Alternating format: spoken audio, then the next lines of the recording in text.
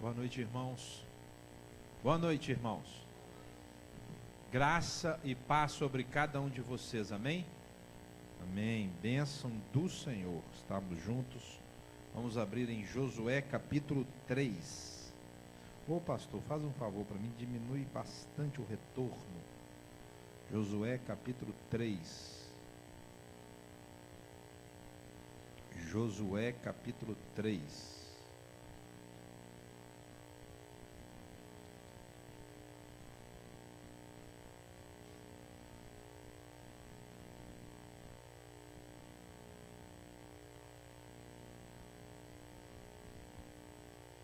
Eu vou conversar com vocês nesta noite sobre o que nós precisamos fazer para experimentar os milagres de Deus. Às vezes nós esquecemos que o nosso Deus é Deus de milagres. Às vezes a fé fica racional demais, fica matemática demais. É tudo resultado de alguma coisa que eu tenho que fazer, de uma prática religiosa. E com isso eu acabo perdendo um Deus sobrenatural, acabo perdendo o conceito de um Deus vivo, que está muito além do que o que eu vejo. Então eu quero usar esse texto para conversar com vocês sobre os milagres e como que nós precisamos nos portar para experimentar os milagres. Josué capítulo 3. Eu vou ler, você pode acompanhar aí na sua Bíblia. De manhã bem cedo, Josué e todos os israelitas partiram de Sitim e foram para o Jordão, onde acamparam antes de atravessar o rio. 3 dias depois, os oficiais percorreram o acampamento e deram esta ordem ao povo: quando virem a arca da aliança do Senhor, o seu Deus, e os sacerdotes levitas carregando a arca, saiam das suas posições e sigam-na. Mas mantenham a distância de cerca de 900 metros entre vocês e a arca. Não se aproximem. Desse modo saberão que caminho seguir, pois vocês nunca passaram por lá. Josué ordenou ao povo: santifiquem-se, pois amanhã o Senhor fará maravilhas entre vocês. E disse aos sacerdotes: levantem a arca da aliança e passem à frente do povo. Eles a levantaram e foram na frente. E o Senhor disse a Josué: hoje começarei a exaltá-lo à vista de todo Israel, para que saibam que estarei com você, como estive com Moisés. Portanto, você é quem dará a seguinte ordem aos sacerdotes que carregam a arca da aliança: quando chegarem às margens das águas do Jordão, parem junto ao rio. Então Josué disse aos israelitas: venham ouvir as palavras do Senhor, o seu Deus. Assim saberão que o Deus vivo está no meio de vocês, e que certamente expulsará de diante de vocês os cananeus, os hititas, os heveus, os ferezeus, os girgazeus, os amorreus e os jebuseus. Vejam, a arca da aliança do soberano de toda a terra atravessará o Jordão à frente de vocês. Agora escolham 12 israelitas, um de cada tribo. Quando os sacerdotes que carregam a arca do Senhor, o soberano de toda a terra, puserem os pés no Jordão, a correnteza será represada e as águas formarão uma muralha. Quando, pois, o povo desmontou o acampamento para atravessar o Jordão, os sacerdotes que carregavam a arca da aliança foram adiante. O Jordão transborda em ambas as margens na época da colheita. Assim que os sacerdotes que carregavam a arca da aliança chegaram ao Jordão e seus pés tocaram as águas, a correnteza que descia parou de correr e formou uma muralha a grande distância, perto de uma cidade chamada Adã, nas proximidades de Zaretã. E as águas que desciam para o mar de Arabá, o mar salgado, escoaram totalmente. E assim o povo atravessou o rio em frente de Jericó. Os sacerdotes que carregavam a arca da aliança do Senhor ficaram parados em terra seca no meio do Jordão, enquanto todo Israel passava até que toda a nação o atravessou, pisando em terra seca. Amados, eu não tenho dúvidas que nós estamos buscando um avivamento e o Senhor nos concederá. Mas Ele não nos concederá a todos, porque o Senhor é extremamente justo. O Senhor, quando trata, Ele trata de acordo com a justiça dEle, não só com a graça e a misericórdia. Ele trata de acordo com a justiça. Ele sabe quem o busca, Ele sabe quem não o busca. Ele sabe quem deseja um avivamento, quem não deseja. Ele sabe quem anseia por Ele, quem não anseia. E o Senhor responde a cada um segundo a sua busca. Por isso que a palavra de Deus diz que o Senhor conhece aquilo que a gente é, aquilo que a gente faz, aquilo que a gente fala e aquilo que a gente pensa. Ele sempre sabe. Ele não perde nada, nenhum detalhe. Então ele sabe quem está buscando. E se ele tem algo preparado para um indivíduo, ele dará àquele indivíduo. Se ele tem preparado para a coletividade, ele vai tratar com a coletividade no dia que a coletividade estiver pronta. Nós não temos como nos desligar de uma coletividade. Se não for aqui, vai ser em outro lugar. E o Senhor sabe aquilo que nossa igreja precisa e merece como uma coletividade. Talvez a maior parte da nossa igreja não esteja buscando o Senhor. Não sei. Mas Ele vai tratar com a coletividade. A igreja não é o pastor Samuel e a Liege. A igreja é a coletividade. Agora, se você estiver buscando, o Senhor vai tratar você segundo a sua busca. Ele diz assim: buscar-me-eis e me achareis, quando me buscardes. Está falando com o indivíduo. Falando com a Elienai, com o Samuel, com o Brunão, com cada um individualmente. Então esta mensagem que eu vou trazer aqui, de forma rápida e simples, diz respeito à sua busca.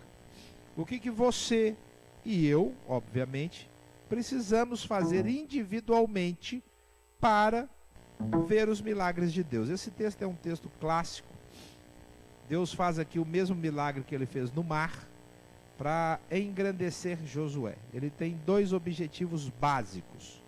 Um é que o povo entenda que Josué é tão líder quanto Moisés. Que quando Josué age, Deus age através dele, assim como Moisés. Então ele fez um milagre semelhante. Um no mar, dividindo o mar em dois, um no rio, parando o rio. Eu não sei o que é mais difícil, mas qualquer um é coisa para Deus, então é tranquilo. O fato é, esse é o primeiro objetivo. O segundo é deixar a cidade de Jericó morrendo de medo. Porque eles iam chegar em Jericó, e Jericó era uma fortaleza inexpugnável, eles tinham essa vanglória. Só que agora Jericó vai enfrentar alguém diferente. Jericó vai enfrentar um Deus de verdade. E por isso que o texto é muito preciso quando diz assim, no versículo 16: e o povo atravessou o rio em frente de Jericó. No capítulo 5 já conta a história da queda de Jericó. E o povo já viu, falou assim: opa, vem aí problema para o meu lado. Bem, neste caso tem um milagre público. A maior parte dos milagres da Bíblia, irmãos, a maior parte disparada, aconteceu com poucas pessoas. Tem milagres com um número grande de pessoas, mas a maior parte, os milagres de Eliseu, os milagres de Jesus, os milagres de Paulo, aconteceram, contabilizados individualmente, com poucas pessoas. Tiveram milagres da multiplicação, dos pães, mas se você pegar os milagres, eles foram como a família. Jesus andou no mar e só os discípulos viram. Foram coisas que alguém teve que contar, porque o grupo que participou foi pequeno, né? Quando Pedro pescou o peixe e tinha uma moeda para pagar o imposto, tinha uma multidão. Essas coisas o Senhor faz com o indivíduo, para o indivíduo entender que Deus é Deus de milagres. Então, se eu e você buscarmos o Senhor fará milagres nas nossas vidas, através de nós para as pessoas. E as pessoas não têm a obrigação de contar para os outros. Na realidade, nem é bom ficar contando. Algumas coisas é melhor guardar, porque as pessoas não acreditam. Dependendo do que você contar, Deus curou minha tia, meu amigo. A pessoa, não curou nada. Tá lá na cabeça, ela pensa assim, não curou não, isso é... Porque milagre não é algo que você acredite com facilidade se você não vir. Então, normalmente é pouca gente mesmo. Então, para experimentar os milagres de Deus na nossa vida individual, o que a gente tem que fazer? Versículo 5. Sempre aí em Josué 3. Deixa aberto, nós vamos passear 1, 2, 3, 4 vezes em Josué 3. Josué ordenou ao povo: santifiquem-se, pois amanhã o Senhor fará maravilhas entre vocês. Não tem jeito de ver milagre de Deus sem santidade. É impossível. Milagre exige santidade, porque a santidade ela é fundamental para Deus se manifestar. Veja bem, através de nós. Nós somos o veículo do milagre aqui. O que eu quero dizer é que você será usado por Deus para que o milagre aconteça.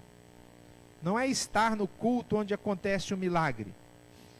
É permitir que Deus te use e deixar o Espírito Santo agir através de você para que o milagre se manifeste. Se você não tiver condições de experimentar a santidade, você não tem como ser o veículo do milagre. Então, presenciar o milagre é ser testemunha. Agora, ser o portador, Deus usar sua mão, Deus usar sua boca, Deus usar sua autoridade, é preciso santidade. É preciso afastar do pecado. Não tem jeito. Afastar do pecado implica em afastar do pecado na mente, na boca e na ação. Senão não é afastar do pecado. Eu atendi uma pessoa que perguntou para mim assim, olha, eu participo de um grupo que faz uma obra social e a maior parte ali são homossexuais. Tem algum problema? Eu falei, não tem problema nenhum. O problema é que normalmente, dependendo do grupo de homossexuais, alguns deles podem ser militantes e o assunto só gira em torno disso. E se o assunto girar em torno disso, você tem que deixar clara a sua posição. Então, fazer o bem com o homossexual junto não tem problema nenhum. Agora, se for para discutir qualquer questão ligada à homossexualidade, ideologia de gênero e o que for, adoção de crianças por pais homossexuais, nós vamos ter que... Eu sou contra. É pecado, chama pecado. E precisa ser destinado e dado esse nome. Agora, se eu me omito, eu estou pecando. Se eu ando numa roda e essa roda de pessoas está divulgando um assunto que é contra a vontade de Deus e eu sou cúmplice, é pecado. Não é santidade. A santidade tem uma característica, irmãos. Ela é radical. Ela deixa clara a sua posição. Ou não é santidade. Nós estamos vivendo aí agora a campanha política. Hoje o candidato Bolsonaro foi esfaqueado. Uma situação realmente complicada. Depois a gente vai ver no jornal daqui a pouco, né, o que aconteceu. Mas ele é criticado por algumas pessoas porque ele tem postura. Mas o que a gente vem condenando há décadas é porque na época da eleição o que os candidatos não têm é postura. Eles assumem qualquer figura, o que eles querem é o seu voto. Não é essa a ideia? Vem cá, se maqueia, conquista o voto e some, vai fazer a vontade do partido, a vontade dele, ou se não for roubar. Bem, o que nós precisamos não é do Bolsonaro, nós precisamos de santidade. E a santidade, eu usei o Bolsonaro para mostrar um exemplo. Nós temos que ser radicais, se nós somos contra, nós temos que deixar claro. Ser contra não quer dizer que a gente não possa andar junto. É que a pessoa sabe que vai andar junto com você, mesmo sabendo que você é contra. Você não é politicamente correto. Você tem posição. E a posição implica em andar longe do pecado. A posição implica em ter um compromisso com Deus. Se não houver um compromisso com Deus, não tem santidade. Se você quiser experimentar, Aline, qualquer um de vocês, um milagre, a primeira coisa é santidade. Se eu quiser, eu preciso de santidade. Ninguém está isento. E a santidade, irmãos, tem prazo de validade, sabia? A santidade tem prazo de validade. A santidade não dura mais do que um dia. Qualquer santidade expira naquele dia. No outro dia você tem que buscar Deus do mesmo jeito. A santidade de ontem não vale para hoje. A santidade do domingo, do culto, não vale para a semana. A santidade, ela exige comunhão com Deus diária. Se não for assim, não tem milagre. Primeiro é preciso santificar-se. Segundo, Josué 3:9. Para experimentar os milagres de Deus, é preciso saber ouvir o Senhor. 3:9. Então Josué disse aos israelitas: venham ouvir as palavras do Senhor, o seu Deus. Porque o milagre vem de Deus. E o milagre vindo de Deus exige que a gente o ouça, que a gente saiba o que Ele quer. Porque o Senhor quer alguma coisa. Irmãos, o Senhor sempre quer alguma coisa. Sabia disso? Sempre. Ele quer hoje à noite, Ele quer amanhã cedo, Ele quer para o dia de amanhã, Ele quer para sábado, Ele quer para domingo. A gente faz um programa, mas a gente tem que saber o que Ele quer. A Bíblia conta aqui em Josué capítulo 9 a história de um povo, que é o próprio povo de Israel, que foi guerrear contra outro povo e não consultou ao Senhor. E se deram mal. Porque o Senhor exige ser ouvido. Ah, mas eu não quero ouvir. Tudo bem. Aí você faz a sua vontade. Então, se eu quiser experimentar, eu tenho que ouvir. E a melhor forma de ouvir é sendo amigo. Quanto mais amigo, mais você conversa com a pessoa. Quanto menos amigos uma pessoa tem, mais solitária ela é. Isto quer dizer, ela conversa sozinha. E tem muita gente solitário, sem Deus. Não escuta o que o Senhor tem para dizer. E aí Deus não interfere. Eu e Vitão passamos por uma experiência interessante ontem. Eu tinha um programa para o dia. E aí quando nós viemos para o café com o morador de rua, na hora do café, o Pércio pediu oração por uma pessoa. E quando ele pediu oração, ele disse: ó, essa pessoa vai ficar afastada aqui do café de 6 meses até 12 meses. Aí ele pedindo oração, acho que foi até o Vitão que orou. Eu senti no meu coração o Senhor falando assim: vai visitar esse moço hoje. Só que eu já tinha um programa marcado para o dia. Então eu tinha que decidir: ou eu paro o que eu estou fazendo e vou visitar o moço, né, para o meu programa, ou eu continuo com o meu programa, que era importante para o dia e para a igreja. Aí eu ainda desci, conversei com a pessoa e fiquei matutando, mas vou mudar o meu programa. Falei: Vitão, avisa o pastor que eu vou mudar o programa e você vai fazer uma visita comigo. Aí de tarde a gente veio, trabalhou, depois nós saímos, fomos fazer a visita. O meu plano de visita era chegar lá e fazer uma oração, ficar 5, 10 minutos, que a pessoa estava enferma. Mas Deus tinha outro plano. Deus queria tocar o coração da esposa dele. Deus queria tratar com a família. Deus queria tratar com o futuro daquela família. E uma visita de 5, 10 minutos durou 40, 50. Porque o Senhor quer alguma coisa. Quando você escuta o Senhor, você vai entender o que Deus quer. Aí hoje nós fomos para a reunião. Acho que o Vitão nem estava lá nessa hora. Quando a gente foi para a reunião de manhã, a Michele, eu contei esse exemplo e a Michele falou: ó, você não sabe, mas o Caio é prima da esposa dele. E o Caio contou um monte de coisa. E o que eu contei, a Michele falou assim: olha, pastor, Deus agiu ali. Do jeito que o senhor está falando que aconteceu, só Deus para fazer isso. Se eu não escuto, eu vou fazer o meu programa original e eu não experimento o milagre de Deus.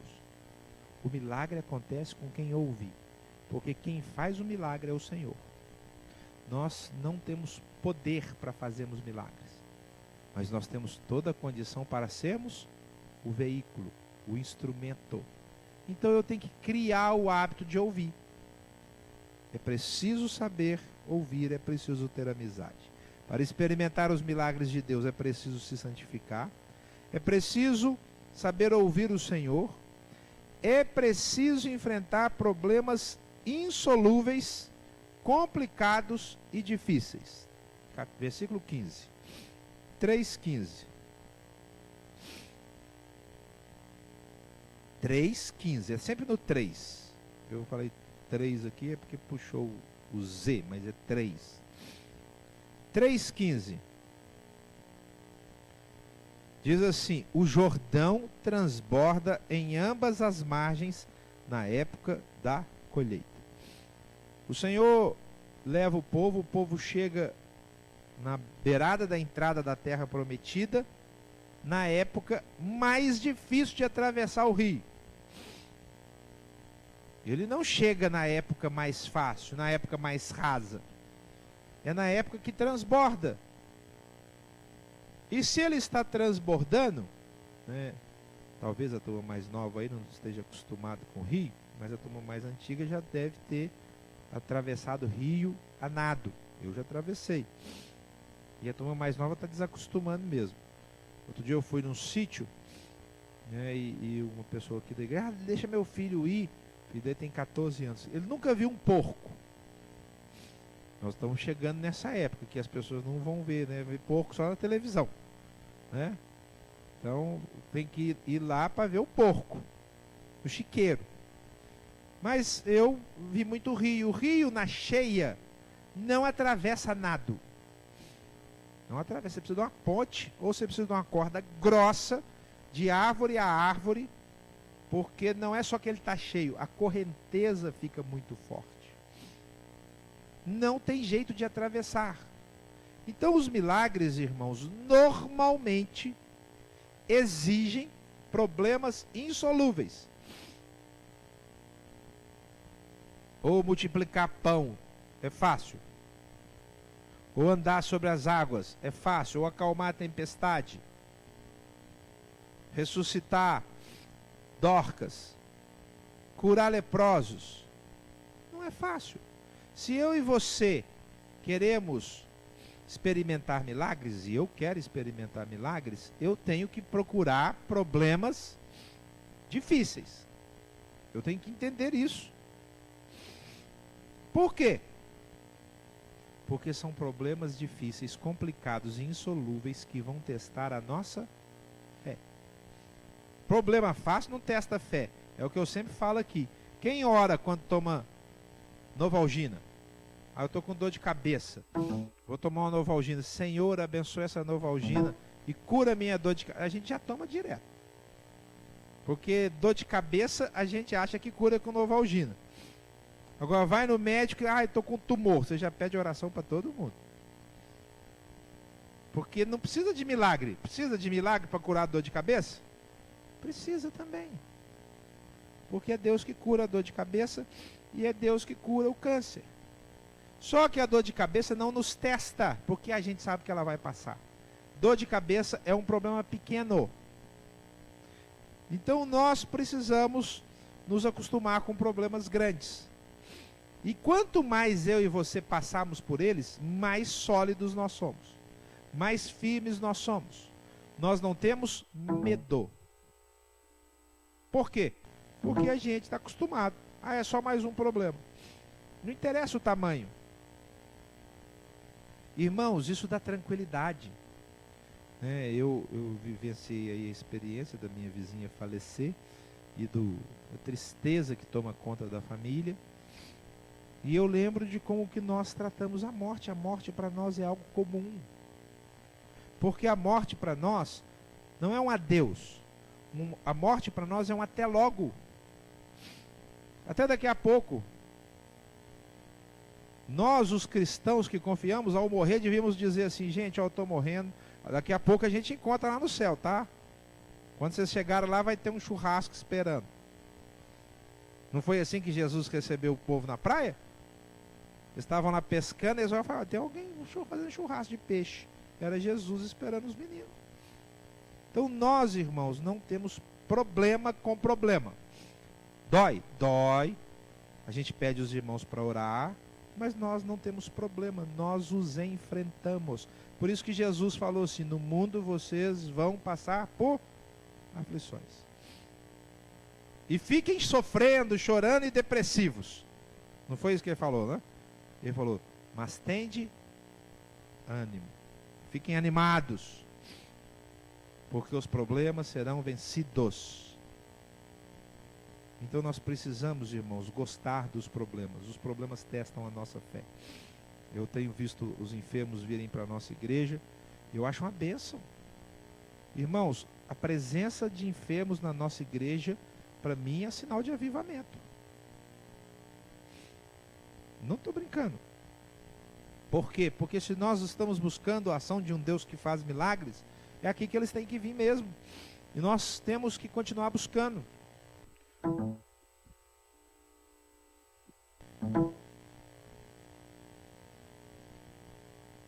No culto de despedida do Naor, eu orei do começo ao fim para o Senhor curar a Gabi, naquele culto. Do começo ao fim. Eu tinha certeza que ele ia curar a Gabi. E ele não curou. Fiquei chateado. Falei: Senhor, será que o Senhor não vai curar? Foi a primeira coisa que o diabo lançou na minha cabeça depois que acabou o culto. Porque a Gabi vinha com o Naor, que foi para os Estados Unidos. Quem vai trazer a Gabi? Então eu, na minha ignorância, entendia que o Senhor ia curá-la num culto. Mas ele não precisa de curar no culto. Ele precisa de alguém que seja veículo para ministrar a cura. Então eu rapidinho voltei a orar. Rapidinho voltei a orar pela cura dela. Porque eu creio que o Senhor vai curar essa menina. Porque ela precisa disso. É o tipo de milagre que o Senhor nos desafia a buscarmos, a orarmos, a clamarmos. Então nós temos que entender que os problemas difíceis é que testam a fé. Pessoas que não passam por problemas difíceis não são testados e não crescem. Santificar-se, saber ouvir o Senhor, enfrentar problemas insolúveis, complicados, difíceis. Quarto lugar, para experimentar os milagres de Deus, é preciso agir pela fé na palavra e direção do Espírito Santo. Versículos 15 a 17. O Jordão transborda em ambas as margens na época da colheita. Assim que os sacerdotes que carregavam a arca da aliança chegaram ao Jordão e seus pés tocaram as águas, a correnteza que descia parou de correr e formou uma muralha a grande distância, perto de uma cidade chamada Adã, nas proximidades de Zaretã, e as águas que desciam para o mar de Arabá, o mar salgado, escoaram totalmente. E assim o povo atravessou o rio em frente de Jericó. Os sacerdotes que carregavam a arca da aliança do Senhor ficaram parados em terra seca, no meio do Jordão, enquanto todo Israel passava, até que toda a nação o atravessou, pisando em terra seca. Se a gente quiser experimentar, é preciso agir pela fé na palavra e direção do Espírito Santo. O Senhor é meio... não sei se é meio brincalhão, se é... mas ele faz questão de só parar a água quando o povo pisa na água. Tem que ter fé. Porque o Josué falou que você tem que atravessar o rio. Aí os caras estão andando e eles estão vendo o rio correndo. Então imagina que você é um sacerdote ou uma sacerdotisa carregando a arca para dentro do rio e o rio nada de parar. Porque quando a geração anterior atravessou o Mar Vermelho, alguns desses eram crianças. Alguns nasceram no deserto. Alguns viram que o mar abriu antes deles atravessarem. Moisés abriu o braço, falou não sei o que lá, o Senhor agiu, soprou o vento. Quando eles chegaram lá já estava aberto. É mais fácil. Agora você caminhar, ir andando e ter que pisar na água é pela fé. Normalmente é assim que acontece, irmãos. Eu fico vendo as ordens que Jesus dava. Ou Pedro, quando fala assim, ó, eu te ordeno, levanta e anda. Ele fala isso com o cara aleijado, com o problema. Ele tem que ter fé. Quer dizer, ele já sabe, o Senhor falou com ele. É preciso saber ouvir. Ele tem que saber discernir.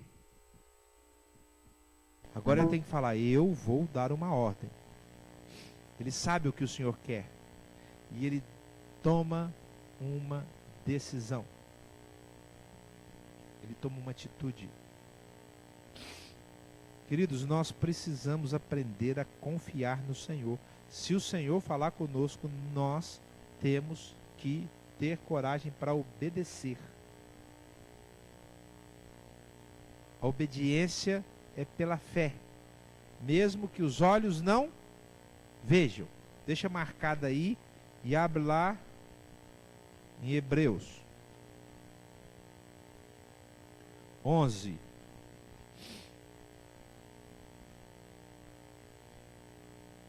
Versículo 1, Hebreus 11, 1.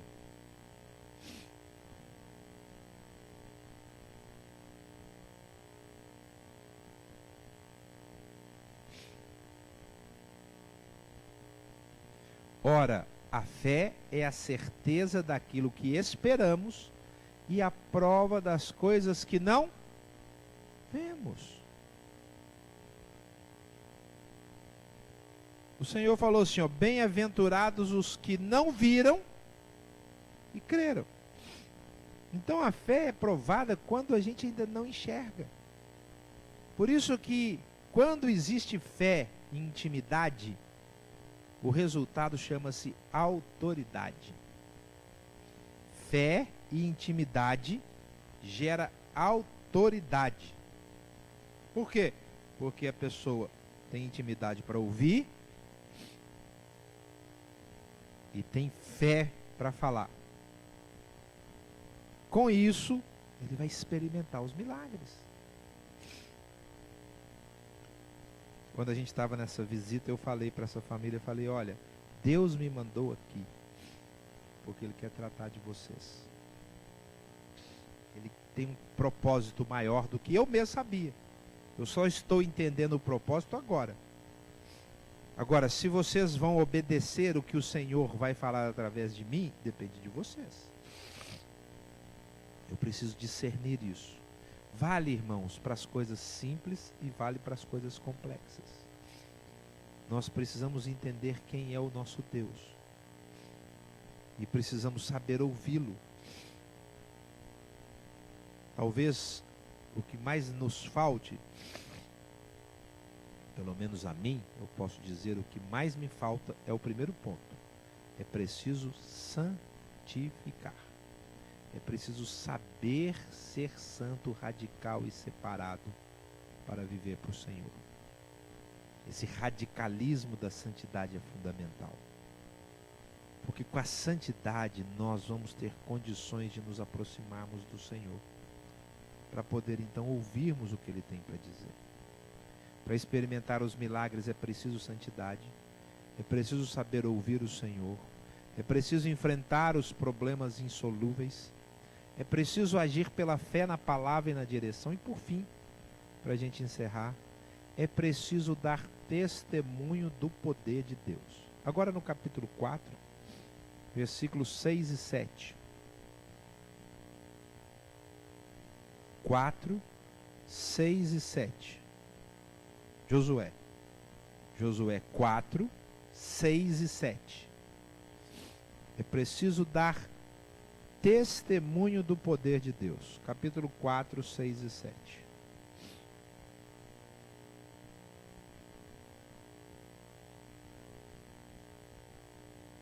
Bem, eu vou ler o 5 também. Vou ler o 4, desde o 4 até o 7.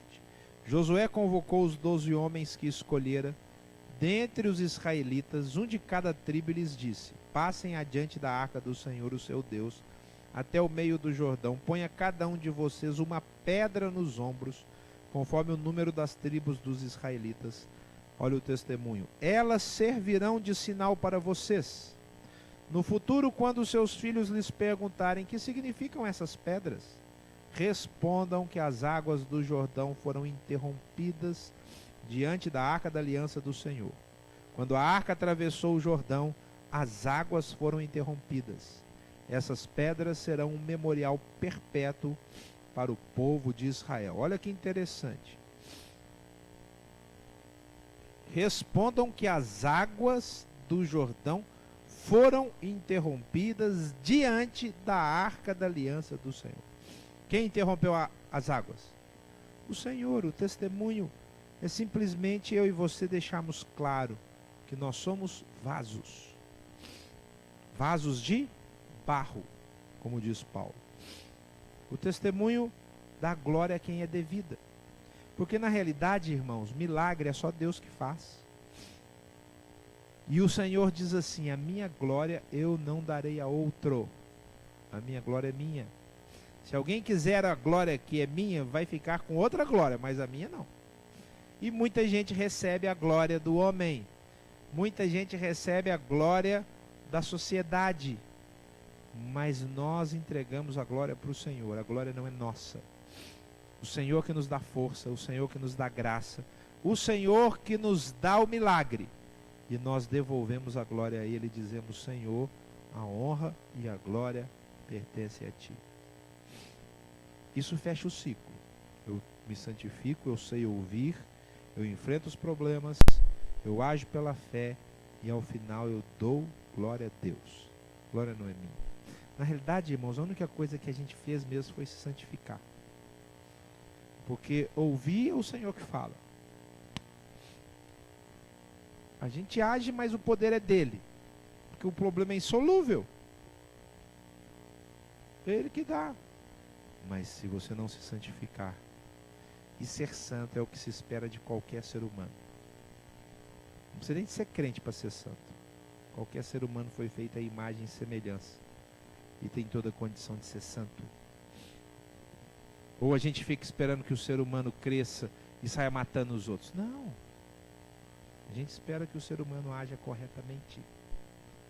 Então nós que somos cristãos temos o dever de sermos santos. E se formos, nós estamos fazendo o que o Senhor quer para fazer através de nós os milagres dele. Amém? Que o Senhor te abençoe nas suas dificuldades e lutas, te dê graça, te dê paz. E você desenvolva santidade e intimidade para ouvir o Senhor. Amém? Isso é que eu quero para a minha vida. É isso que eu estou buscando na minha vida. E espero ansiosamente receber. Mas sei que é com o Senhor. Mas o que eu posso fazer está ao meu alcance, eu estou fazendo, e te desafio a buscá-lo igualmente. Vamos orar? Coloque sua vida diante do Senhor. O tema da minha mensagem foi para experimentar os milagres de Deus. Então, fala: Senhor, se o Senhor for servido, fazer milagres através de mim, eis-me aqui. Vou fazer aquilo que está ao meu alcance. No nome de Jesus. Pai querido e amado, obrigado por essa noite. Obrigado porque o Senhor nos trouxe aqui. O Senhor nos uniu para te adorarmos, para declararmos que o Senhor Jesus é digno de todo louvor, para ansiarmos pelo fogo do Espírito que desça sobre nós, ó Deus, e para realmente entender que o Senhor é sobrenatural, poderosíssimo, e quer fazer milagres. Quer. Por isso, Senhor, nós nos colocamos à tua disposição. Faz através de nós. Vamos nos santificar. Queremos ter intimidade, andar contigo em oração. Queremos conhecer a palavra da verdade. E queremos, em nome de Jesus, experimentar, segundo a tua vontade, os milagres do Senhor. Fala conosco sempre. Leva-nos em paz. Que possamos abençoar os nossos familiares e ministrar sobre eles alegria e paz da parte do Senhor. Abençoa o feriado, sábado, domingo. E domingo, Senhor, visita-nos aqui no nome de Jesus com a tua presença. E encha-nos com a presença do Espírito Santo. É o que eu te peço de todo o meu coração. No nome de Jesus. Amém. Amém, amados. Que Deus abençoe sua vida, que Deus te dê graça. Aproveita que a gente é pouca gente, dá um abraço em todo mundo, ministrando graça sobre a vida do seu irmão, da sua irmã, no nome de Jesus.